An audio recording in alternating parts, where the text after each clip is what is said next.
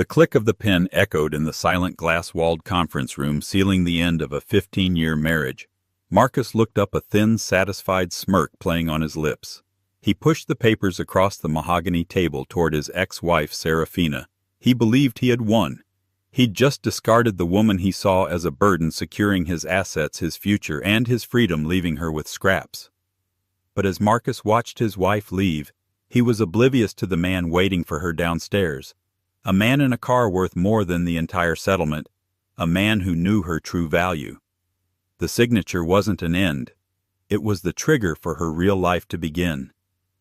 The air in the offices of Hartwell, Dean & Associates was refrigerated to an inhuman chill, a perfect match for the atmosphere at the table. It was the 43rd floor, and the view of the city was sharp and unforgiving.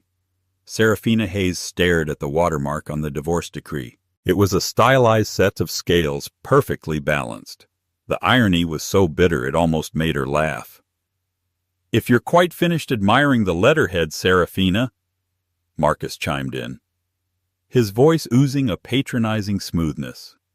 He tapped his own pen, a ridiculously thick gold-nibbed Mont Blanc, against the table. "We don't have all day. Some of us have meetings to get to." His lawyer, a slick man named Harrison, cleared his throat. "Mrs. Hayes, your counsel has already advised you. This is the final agreed-upon settlement. It is, I must add, exceptionally generous." Serafina's lawyer, a tired-looking woman named Gwen, shifted in her seat. "Serafina," she whispered, "just sign. It's over. We can't fight him on the business assets clause anymore. It's done." Generous. The word was a slap. Marcus was keeping the 5-bedroom house in the suburbs. He was keeping the stock portfolio, the pension, the 401k, and the art collection. He was keeping the company he'd built, the company she'd named. Serafina was getting a one-time lump sum that wouldn't cover 2 years of rent in a decent neighborhood, plus 1 year of alimony. After that, she was on her own. "It's just business, Sarah," Marcus said, leaning back. His suit was new, a custom Tom Ford, and it pulled tightly across his chest. He'd been working out. He was already building his new life, and its centerpiece was his 22-year-old assistant, Kenzie. "You never understood the business," Serafina said, her voice quiet. It was the first thing she'd said in an hour. Marcus laughed. "What, the charity balls, the dinner parties? Honey, I appreciated the support, I really did. You were a great hostess. But let's be real. You haven't worked a day since we got married. You have no idea what it takes to build something." This was the final insult. The one that cut deeper than the infidelity, deeper than the gaslighting. He hadn't just ignored her contributions. He had erased them. She remembered the late nights hunched over his spreadsheets while he slept. She remembered the proposals she'd helped him write, which meant she wrote them from scratch. She remembered the hobby she'd developed in her spare time, a complex logistics algorithm she'd designed just to prove she could, which he'd laughed at. "Stick to the guest list, Sarah. Leave the real work to me." Her hand was trembling. Not from fear, but from a rage so cold and pure it terrified her. She picked up the cheap blue pen provided by the lawyers. She looked at Marcus. His smile was wide now. He thought she was broken. He thought he was watching her crumble. He didn't see the woman who had clawed her way to a full-ride scholarship to MIT. He didn't see the woman who had deferred her own PhD to support his fragile ego. He saw the wife, a domestic appliance he was trading in for a newer model. "Fine," Serafina said. She uncapped the pen. She signed her name, Serafina Hayes, one last time. The signature was firm, a sharp, angry line. She stood up. She didn't look at Marcus again. She left her own lawyer, Gwen, to gather the papers and walked out of the conference room.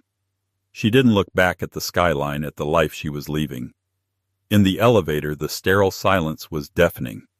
The panic she had held at bay for 6 months finally crested. She was 42 years old. She had a 1-year ticking clock and a resume that had been blank for 15 years. Marcus was right about one thing. He had won. He had taken everything. The ride down the elevator was a descent into a cold new reality. Serafina exited the polished lobby of the law firm and stepped onto the bustling street. The noise of the city hit her like a physical blow. Horns blared. People rushed past, their faces set in the determined masks of those with places to be, careers to build. She was adrift. She was supposed to call a rideshare, go back to the small, sterile 2-bedroom apartment she'd rented, and what? Start boxing up the life she'd already lost. She walked a block, then another, until she found a small iron bench outside a public library. She sat, her hands clutching the designer handbag Marcus had bought her last Christmas. It felt like a prop from someone else's life. She had to inventory her assets. The lump sum was a joke. The alimony was an insult. What did she have left? Her mind. For 15 years, Marcus Hayes had been the rising star at PetroCorp, a mid-level energy logistics company. He was Marcus the Visionary, the man who'd streamlined their entire North American fleet. Except he hadn't. Serafina had. It started small. He'd come home complaining about inefficiencies.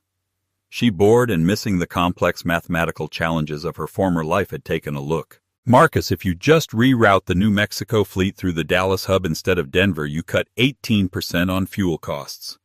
He'd presented it as his own idea. He got a bonus. It became their pattern. She was his unpaid, unacknowledged back-office strategist. She built the models. She ran the projections.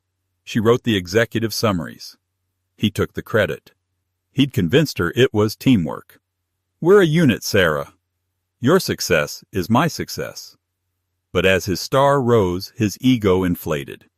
He stopped seeing her as a partner and started seeing her as staff. Then as his old lady. The breaking point had been Project Helios. It was her name for it. Her hobby.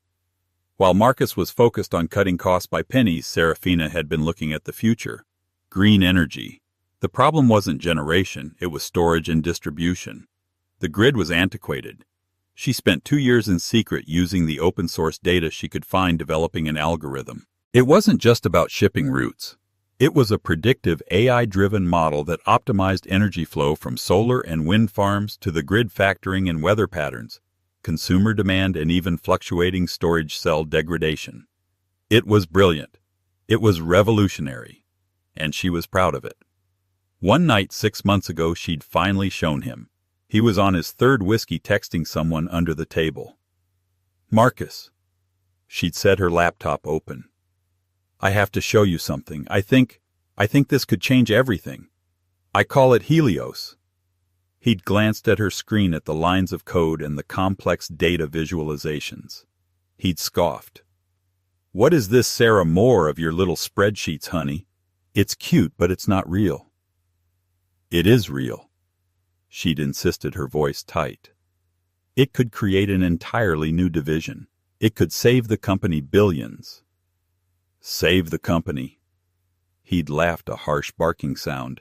Kenzie, the name of his assistant. Kenzie just got me the new sales projections. That's what's real. Stick to the charity balls, honey. You're in way over your head. He'd dismissed her. He'd dismissed her life's work as a cute spreadsheet. 2 weeks later, she found the text messages to Kenzie. The sales projections were photos. The business trips were weekends in Napa. But the betrayal of the affair was nothing compared to the betrayal of his dismissal. He hadn't just broken their vows. He had tried to break her. He had erased her, minimized her, and locked her in a box labeled wife so he could feel like the man. Sitting on that bench, Serafina opened her handbag. She pulled out her phone, an older model, not the new flagship Marcus and Kenzie all had. She had one play left. One desperate last-minute 1 in a million shot she had taken 3 weeks ago when she realized Marcus and his high-priced lawyers were going to bury her.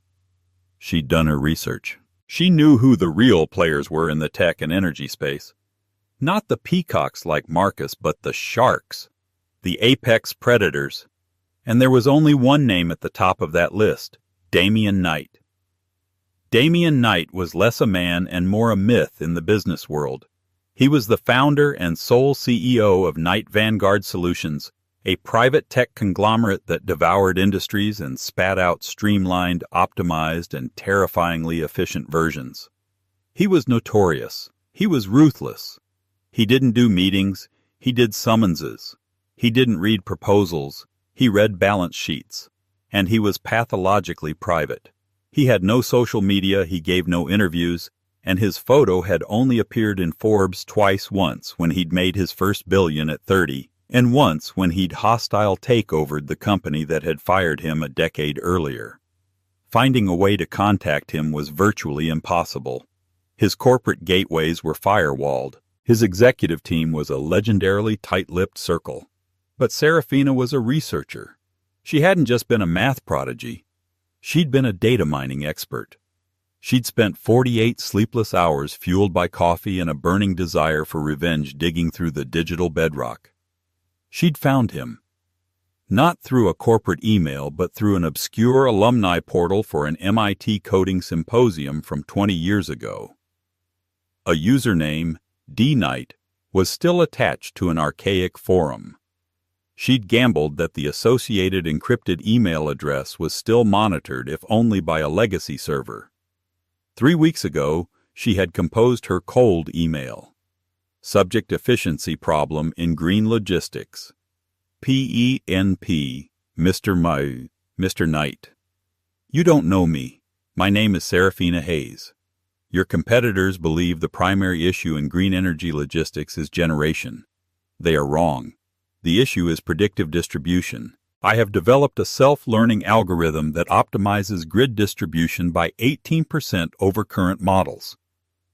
This is a conservative estimate. It does not just manage flow. It predicts demand and optimizes storage degradation. Your company, Knight Vanguard, is the only one with the infrastructure to implement it.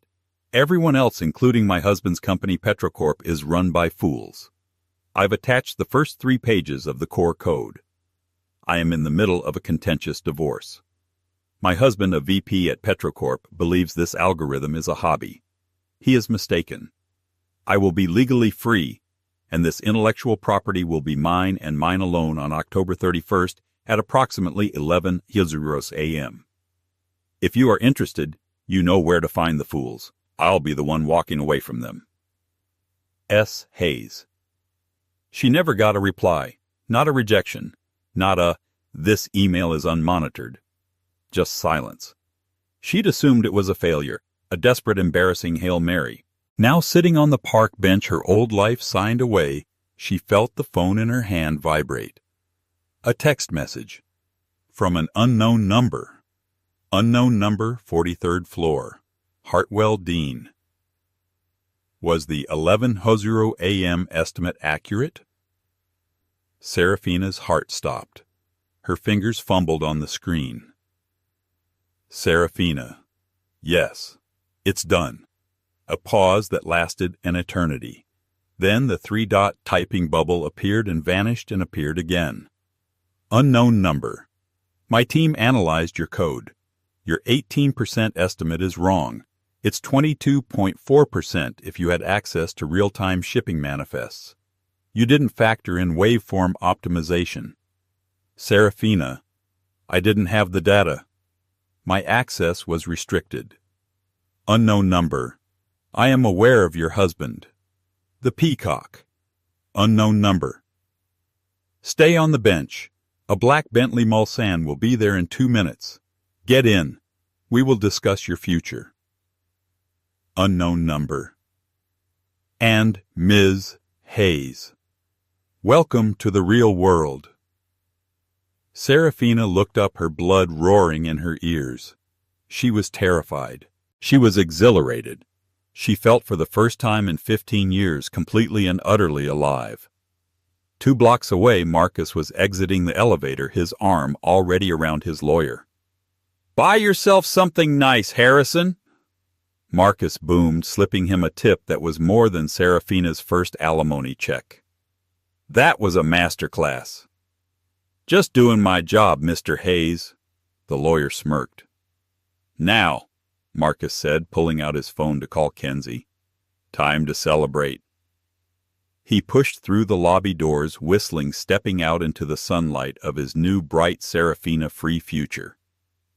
Marcus Hayes was on top of the world. He stood on the curb, adjusting the cuffs of his expensive suit, breathing in the city air. It smelled like victory. It smelled like freedom. His driver was pulling up in the Mercedes S-Class, a fine car, a symbol of his hard-earned success. He was just about to text Kenzie a picture of the signed divorce decree, a little "we did it, baby," when he saw her. Serafina. She was sitting on that pathetic little public bench just down the block. He almost hadn't recognized her. She looked smaller than he remembered, diminished. She was hunched over her phone, probably trying to figure out the Uber app. A wave of pity mixed with smug satisfaction washed over him. This is what she was reduced to. This was the brilliant woman who'd challenged him. A lonely figure on a park bench with a rapidly dwindling bank account. He'd done the right thing. He'd cut the dead weight. He smirked, raising his hand to give her one last pitying little wave. A final goodbye and good luck. He never got the chance. At that exact moment, a car slid into the curb directly in front of Serafina. Marcus paused, his hand still in the air. This wasn't an Uber. It was a Bentley Mulsanne. It wasn't just a car. It was a statement. A rolling bank vault. The paint was a black so deep it seemed to drink the light. The chrome was subtle, but it gleamed with the quiet menace of old money.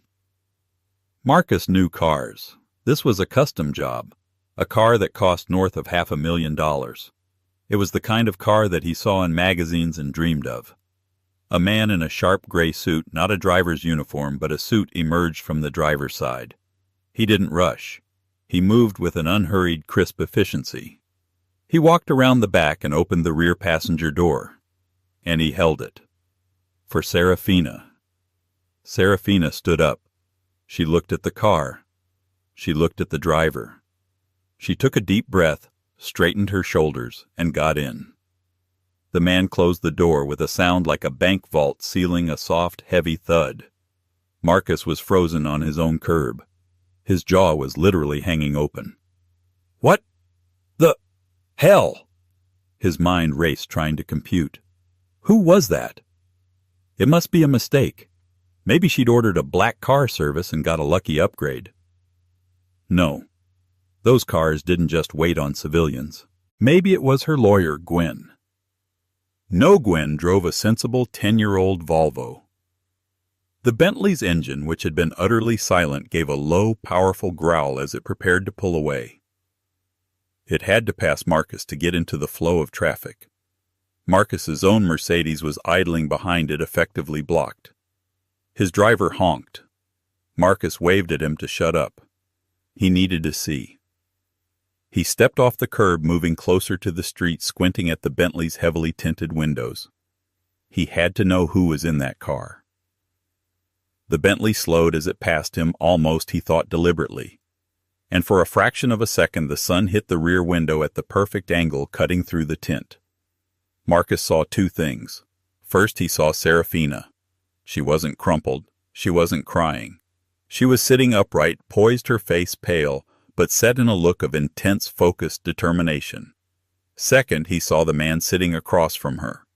Marcus's blood turned to ice. His smug smile didn't just fade. It was ripped from his face, replaced by a mask of sick gray horror. He knew that face. Every executive in the country knew that face. He'd seen it on the one Bloomberg cover story the man had ever agreed to. The shark, the titan, the myth. It was Damian Knight. The Bentley glided past its engine, a low whisper of contempt. Marcus was left standing in the street, choking on the exhaust of a car worth more than his entire net worth. The Mercedes horn blared again. "Sir, are you getting in?" Marcus didn't hear him. He was staring at the disappearing car, a single terrible thought echoing in his brain. Stick to the charity balls, honey. What had he done? The inside of the Bentley was like the cabin of a private jet. It was silent, insulated from the city's chaos. The seats were hand-stitched leather, and the air smelled faintly of wood polish and power. Serafina sat opposite Damian Knight. He was not what she expected. He wasn't loud or flashy. He was dressed in a simple charcoal gray knit sweater and dark slacks. No watch, no jewelry. His power wasn't in his accessories. It was in his stillness. His eyes, a sharp piercing blue, seemed to analyze everything, strip it down to its component parts, and find the flaws. He was holding a tablet. He didn't waste time on introductions. "Serafina Hayes," he said. His voice was flat neutral. "Your math is compelling." "You said my estimate was wrong," Serafina said, finding her voice. It came out steadier than she expected. "It was," he said, tapping the screen. "You estimated based on public data sets. You were building a model without access to the machine. I gave your core code to my team at Vanguard. They ran it on our quantum servers for 1 hour." He turned the tablet and showed her. It was a 3D model of the U.S. energy grid, but it was alive. Data streamed in real time. "This is Project Helios," he said, using her name for it. "Your algorithm plugged into our data. You didn't just account for logistics. You created a self-regulating neurosystem. It's not a spreadsheet, Miss Hayes. It's a weapon." Serafina watched, mesmerized. "The waveform optimization, I couldn't solve it." "You didn't have to. The AI solved it for you. It taught itself. In the first 10 minutes it found inefficiencies in our own systems. It's already saved me $40 million in projected overstock." He turned the tablet off. The screen went dark. His full attention was on her. "So," he said, "let's talk about your ex-husband, Marcus Hayes, VP at Petrocorp." "What about him?" Serafina said, her guard up. "He's a fool," Damien said simply. "A peacock. All feathers, no brain. He presented a new logistics strategy to his board last quarter. My people acquired the presentation. It was sloppy. It was your work, but it was a bad copy. He'd stolen the engine but had no idea how to drive it. He dismissed it." Serafina whispered, the old wound feeling fresh. "Fools dismiss weapons." Damien countered, his eyes narrowing. "They're too heavy. I don't. Your divorce was finalized." He glanced at the car's dashboard clock. "Approximately 50 minutes ago, correct?" "Yes." "And your settlement. Did he claim any intellectual property? Any business ideas conceived during the marriage?" "No," Serafina said, a new dawning realization hitting her. He made me sign a clause specifically stating I had no part in his business, that all the assets he'd built were his alone. He wanted to make sure I couldn't touch his company." Damien Knight allowed himself the smallest thin-lipped smile. It was a terrifying sight. "He didn't just let you go, Ms. Hayes. He firewalled you. He protected your intellectual property for you. He put it in writing, signed and notarized that your hobby project belongs 100% to you." He leaned forward. "He didn't just sign away his marriage. He signed away a billion-dollar company." The car was moving smoothly through traffic, heading toward the financial district. What happens now?" Serafina asked. "Now," Damien said, "we build. Knight Vanguard doesn't absorb. We incubate. I am creating a new independent subsidiary. Helios Dynamics. It will be your company. You will be the CEO. Me, I haven't worked in 15 years. You haven't been paid in 15 years? Damien corrected her, his tone sharp. There's a difference. You'll have the full backing of my resources. My data, my servers, my legal team. All you have to do is what you've already done, be the smartest person in the room." He paused, looking out the window as they passed a towering glass and steel building. "This, by the way, is your new office. We're taking the top 3 floors. He looked back at her. "There's just one thing, Ms. Hayes. My backing is not a romance. It is not a gift. It is an investment. I expect a return. You will work harder than you have ever worked in your life. You will not sleep. You will build this empire. And in 1 year you will make Petrocorp obsolete. You will crush them." Serafina looked at the man. He wasn't saving her. He was arming her. "When do I start?" she asked. "You already have," Damien Knight said. "Your first board meeting is at 2:00 p.m. The Bentley Mulsanne didn't so much drive as it processed. It was a black silent void that moved through the chaotic traffic, parting it like the Red Sea. As it passed Marcus, he saw it all. The moment of eye contact felt like an eternity. He saw Serafina. She wasn't his mousy, discarded wife. She was something else. A stranger. Cold, composed, and powerful. He saw Damian Knight. The man who had bankrupted General Motors' entire EV division as a hobby. The man who had bought the New York Times building not for the paper but for the antenna on the roof. And he saw them. Together. The car passed. The tinted window obscured them once more. But the image was burned into Marcus's retina. His driver, oblivious, finally lost his patience. "Sir, Mr. Hayes, we are blocking traffic." Marcus stumbled back onto the curb, his limbs feeling heavy, his chest tight. The world had just tilted on its axis. "Sarah," he whispered the name, tasting like ash. His mind, which had been so clear and smug moments before, was now a frantic, panicked mess. He started running the calculations. Knight. Knight. Why is she with Knight? And then, like a lightning bolt, the memory hit him. Her hobby. The cute spreadsheets. The thing she called Helios. It could change everything, Marcus. "Stick to the charity balls, honey." His knees went weak. He leaned against a lamppost for support. It wasn't a hobby. It was real. The woman he'd just signed away for a pittance. She hadn't been meeting a new lover. She had been meeting an investor.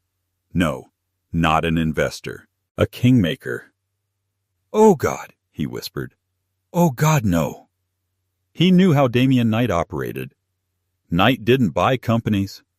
He gutted them. He identified a weakness and inefficiency, and he exploited it with surgical, brutal precision. And Serafina, she hadn't just found a weakness at Petrocorp. She was the weakness. She was the asset he had just quite literally thrown out with the trash. He saw his future flash before his eyes. His promotion. His partnership. His entire career. It had all been built on her work, on the foundations she'd laid. And now, she was taking her blueprints to the one man on earth who could build her vision overnight. He wasn't just going to be beaten. He was going to be erased. The smug smile he'd worn in that conference room felt like a mask of idiocy.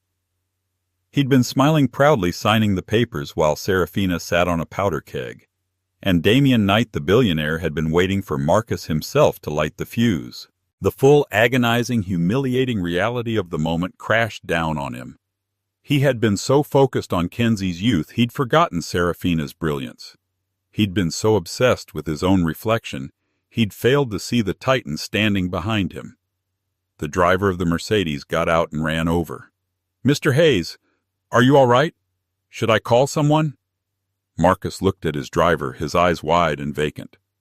He was a man who had just watched his entire world vanish in the polished reflection of a disappearing Bentley. He'd signed the papers. He'd signed smiling. And he'd just watched a billionaire drive his ex-wife away, not as a trophy but as a weapon. And she had looked at him not with sadness but with the cold, hard promise of what was to come. "I'm ruined," Marcus Hayes whispered to the indifferent street. "I am completely and utterly ruined." 6 months later. The world is not changed by grand gestures, Serafina had learned, but by the relentless, quiet application of pressure. The offices of Helios Dynamics, which occupied the 50th, 51st, and 52nd floors of the new Vanguard Tower, were a testament to this principle. The design was minimalist, brutalist, and beautiful. Polished concrete floors, raw steel beams, and entire walls of glass that framed the city like a conquered map. There was no warmth. There was only light, data, and purpose. Serafina's corner office had a view that stretched from the financial district to the ocean. She stood before it, not admiring the view, but analyzing it the same way she analyzed the real-time data streaming onto a holographic display projected in the center of the room. "The grid is stable," she said, her voice echoing slightly in the vast space. "Stability is a low-growth metric. a voice replied. Damian Knight was sitting in one of the two severe black leather chairs opposite her desk. He wasn't looking at the display. He was looking at her as if she were the data stream. Stability is the platform for growth, Serafina countered, not turning. The West Coast grid is optimized. Phase 1 is complete. And Petrocorp, he asked. Petrocorp is a bleeding elephant, she said, finally turning. The transformation was absolute. The soft-edged, quietly desperate housewife was a ghost. This woman, Serafina Hayes, CEO of Helios, was all sharp angles and controlled fire. She wore a tailored charcoal gray dress that looked like it was designed by an architect. Her hair was pulled back so tightly it emphasized the fierce intelligence in her eyes. The elephant is still thrashing, she continued. Their legacy contracts are a liability. Their pension fund is a time bomb. They're hemorrhaging their best engineers. We've poached the top two, Jennifer Lee from their R&D and Robert Chen from their data science division. They're bleeding, Damian agreed, a thin, satisfied smile playing on his lips. But they are not dead. Their board is stubborn. They're trying to rally shareholders, claiming we're engaging in predatory practices. They are painting you as a vengeful ex-wife. Let them, Serafina said, walking to her desk. She tapped a command and the holographic display vanished. They're personalizing their own extinction. It's a classic symptom of failure. They're not your target, Serafina, Damian reminded her, his voice low. The company is. You've isolated them. You've cut off their supply lines. When do you move in for the kill? I'm not here to kill them, Damian, she said, sitting down.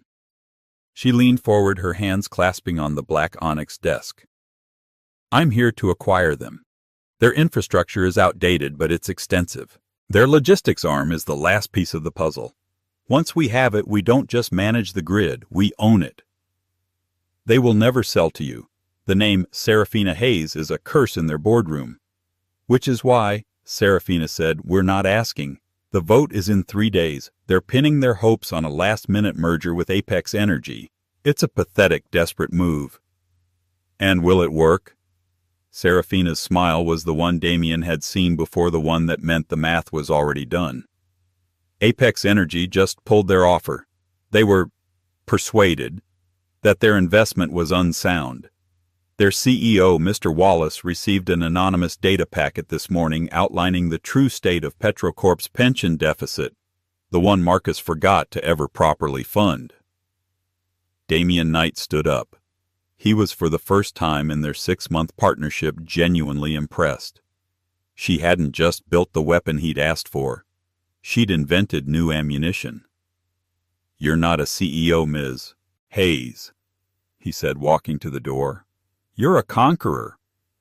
I'm just a woman who understands the math, she replied. And the math says Petrocorp is finished. My motion, which I'll be filing at 9:00 a.m. tomorrow, is to initiate a hostile takeover. We will acquire their logistics division for 30 cents on the dollar. The rest of the company, we'll let it be carved up for scrap.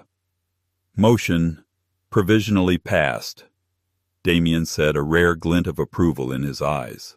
He opened the door. One more thing. The Future of Energy Summit. You are the keynote. I know.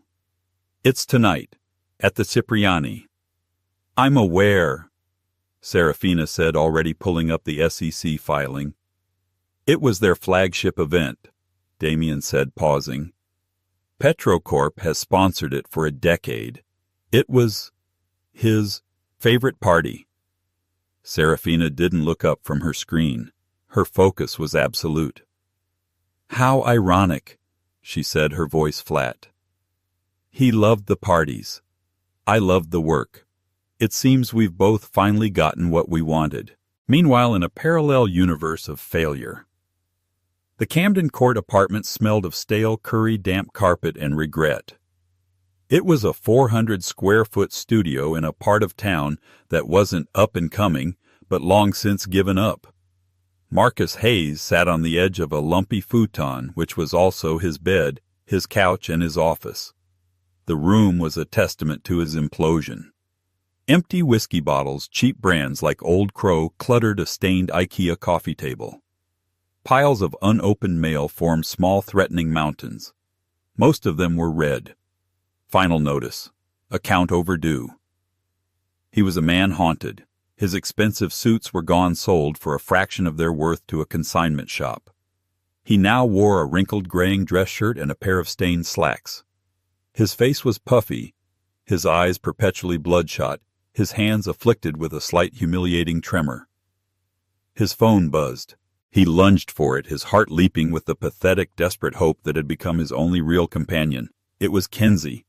He hadn't heard from her in 5 months. Not since the day his assets were frozen in the corporate espionage lawsuit Petrocorp had slapped him with to save face.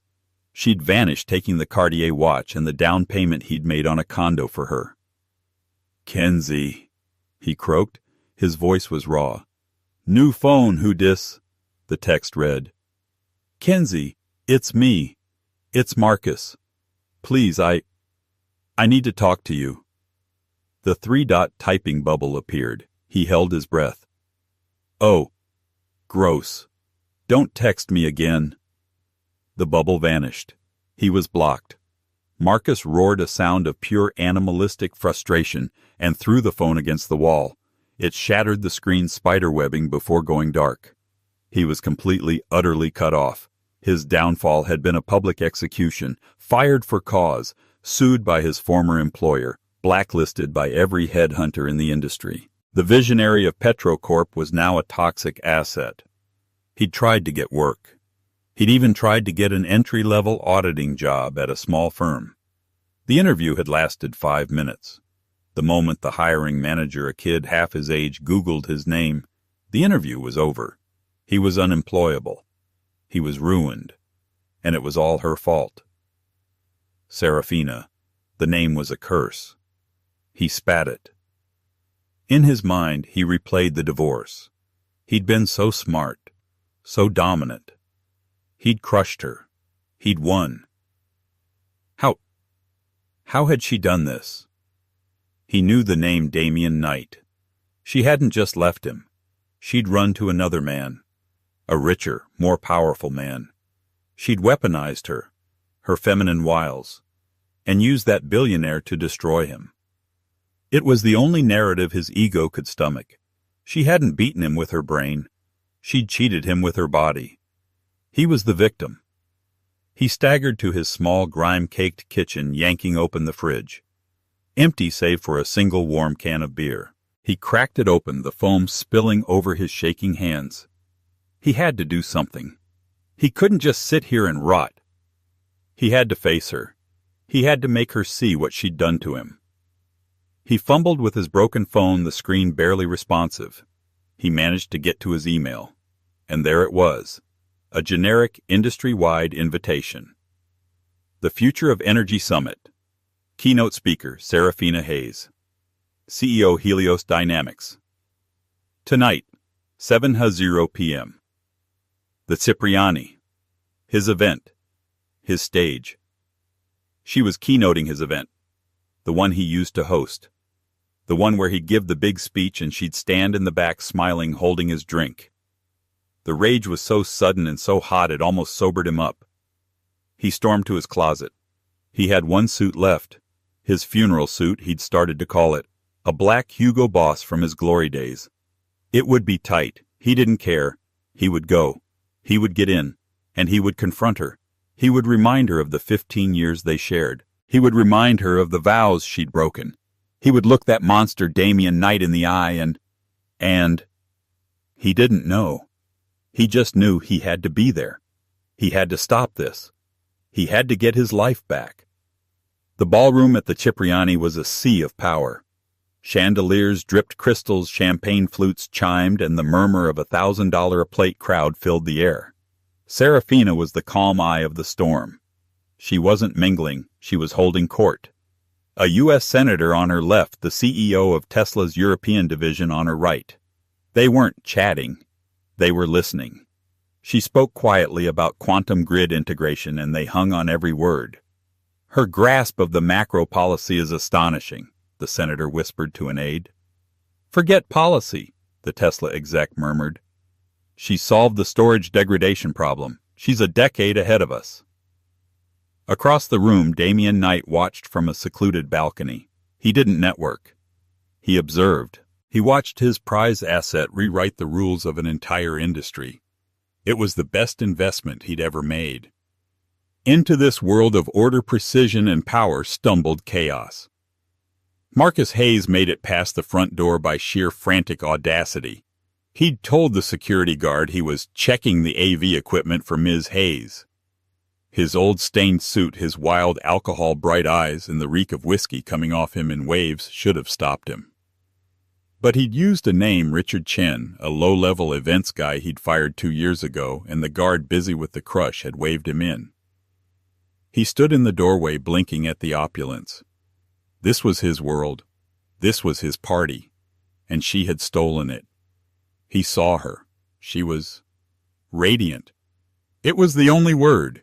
She was laughing a real, genuine laugh at something the senator said. She looked younger than she had in a decade. She looked alive. She looked happy.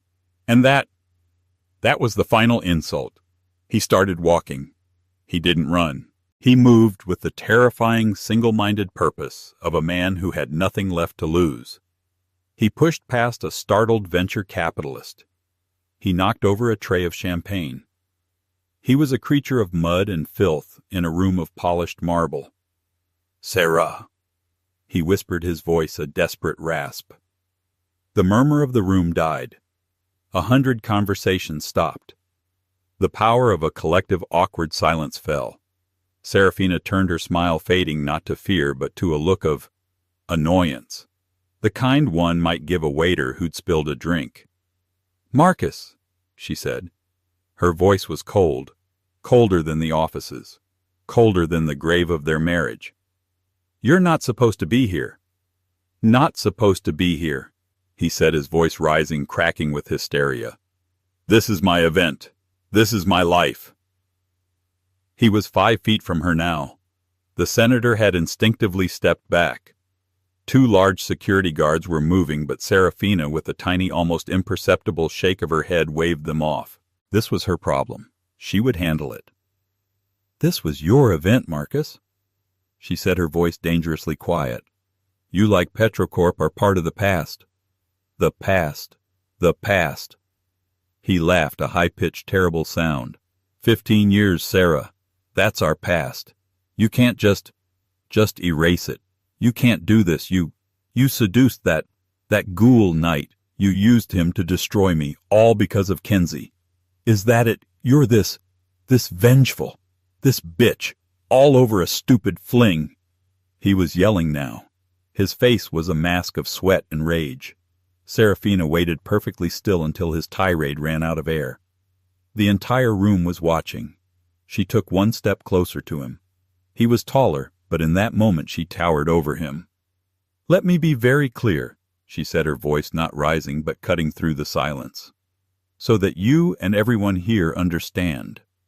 First," she said, holding up a finger, "you think this is about Kenzie. You think I am a vengeful woman. You have always needed to see me as small. You need to believe this is about emotion, about jealousy. Because if it isn't, you'd have to admit the truth."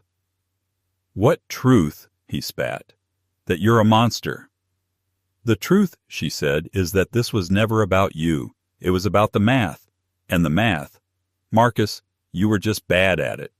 She held up a second finger. "You call me vengeful. You say I used Damian Knight. You see this is your fatal flaw. You think everything is personal. You think I did this to you. You are a speed bump, Marcus. A rounding error. You aren't the reason I'm here. You were just the obstacle." I loved you," he whispered, his rage collapsing into a pathetic, desperate plea. It was his last card. "Sarah, please. I'm ruined. I have nothing. Look at me. I made a mistake. A terrible mistake. But we can fix this. I can help you. I know Petrocorp. I know the old systems. We can run this, together, like we were supposed to." This was the moment. The final pathetic display of his unshattered ego. He still thought he had something to offer. Serafina looked at him, and for the first time a flicker of emotion crossed her face. It wasn't anger. It wasn't pity. It was boredom. "Help me," she said. "You..." "The man who called my algorithm a cute spreadsheet." "I didn't know," he cried. "No," she said. "You didn't look. You didn't listen. You didn't see me. Not as a partner. Not as an equal. Not even as a person. You saw me as an accessory. A hostess. A mirror to reflect your own. What you thought was greatness." She leaned in, her voice dropping to a whisper only he could hear. "And the problem, Marcus, is you're not in the reflection anymore. You were never the visionary. You were just the guy who took my work to the office." She straightened up. "You are not ruined because of me," she said, her voice ringing out for the entire room to hear. "You are ruined because you are an arrogant, incompetent fool who valued his own pride over his own assets. You signed smiling, remember? You were proud to discard me." "Security," she said, turning away from him as if he had ceased to exist. "Please show this relic the door. He's obsolete." The two guards grabbed his arms. He didn't fight. He was broken. The words had done what no financial ruin could. They had flayed him to the bone. "Sarah, please," he whimpered as they dragged him stumbling out of the ballroom. Serafina watched him go. She then turned back to the senator, her expression instantly composing itself back into one of pleasant professional focus. "Now, Senator," she said, taking a sip of water, "as I was saying, the problem with the current infrastructure is not capacity, it's latency." From the balcony, Damian Knight smiled. He raised his glass, not to her, but to the brutal, beautiful, and utterly efficient C-suite predator he had helped unleash. 2 hours later, the 200 p.m. sports highlights were long over. The TV in the corner of the Salty Dog pub was now tuned to Bloomberg, the audio barely audible over the jukebox and the clack of pool balls. In the darkest booth, Marcus Hayes sat, his funeral suit now stained with something he hoped was ketchup. He had been deposited on the curb by security. He had walked 6 miles to this bar. His feet were bleeding. His throat was raw. His life was over. He was nursing a glass of the cheapest vodka paid for with the last $3 he'd found in his pocket. And then her face was on the screen. It was a special report. The Phoenix of Energy. A Bloomberg profile. He saw Serafina looking regal and sharp in her office. He saw her at the summit after he'd been removed giving her keynote to a standing ovation. The anchor, a sharp woman named Anika Sharma, was wrapping up the glowing profile. "Ms. Hayes, this has been a meteoric and for some, a brutal rise," the anchor said. "Your ex-husband, Marcus Hayes, formerly of Petrocorp, has been vocal. He was forcibly removed from your summit tonight, claiming this was a personal vendetta. Your response..." The camera zoomed in on Serafina's face. Marcus leaned forward, his hands shaking, his breath fogging the glass he held. "Tell them, Sarah. Tell them what you did." Serafina smiled. A polite, warm, media-trained smile that did not in any way reach her eyes. She tilted her head as if genuinely confused. "I'm sorry," she said, her voice dripping with polished sincerity. "A personal vendetta. That seems so inefficient." She gave a small, dismissive laugh. "It's a sad story, really," she continued, her tone shifting to that of a patient professor. "When a market leader fails to adapt, it's inevitable. Some people confuse innovation with revenge. They personalize their own obsolescence. I'm afraid I don't know a Marcus Hayes. I only know Petrocorp's failed management. A textbook example of legacy rot. And we've right-sized that." She leaned forward, her eyes bright and cold for the camera. "Now, Anika, if you want to talk about the Helios 3 quantum grid, I'd be happy to." The anchor, stunned by the cold-blooded precision, quickly moved on. In the bar, Marcus's glass slipped from his fingers. It didn't break. It just hit the table, the vodka spilling out, tracing a path through the grime. "I don't know a Marcus Hayes," he whispered. He wasn't just ruined. He wasn't just broken. He was erased. He had signed, smiling, thinking he was the victor. He had proudly watched a billionaire drive his wife away. He had mistaken an execution for a victory lap. He was the fool. He was the relic. He was the ghost at a feast he would never again be invited to, while the woman he had tried to bury had become the phoenix rising from the ashes of his dead, forgotten life. The bartender, seeing the spilled drink, yelled, "Hey, you're cut off! Get out of here!" Marcus didn't move. He just stared at the blank dark screen of the TV, now reflecting his own empty, obsolete face. That signature wasn't the end of Serafina's story. It was the moment she was finally released. She turned the deepest betrayal of her life into the fuel for her greatest comeback. She didn't need a man to save her. She just needed an investor who recognized her genius. Marcus thought he was discarding a liability, but he was abandoning the very asset that made him powerful. And in the end, he was left with exactly what he deserved: nothing. If you were captivated by Serafina's journey from being underestimated to becoming unstoppable, please show your support. Hit that like button so I know you want more stories of justice and empowerment. Share this video with someone who needs a reminder of their own worth. And most importantly, subscribe to this channel and ring the bell. You won't want to miss the stories we have coming up next. Thank you for watching.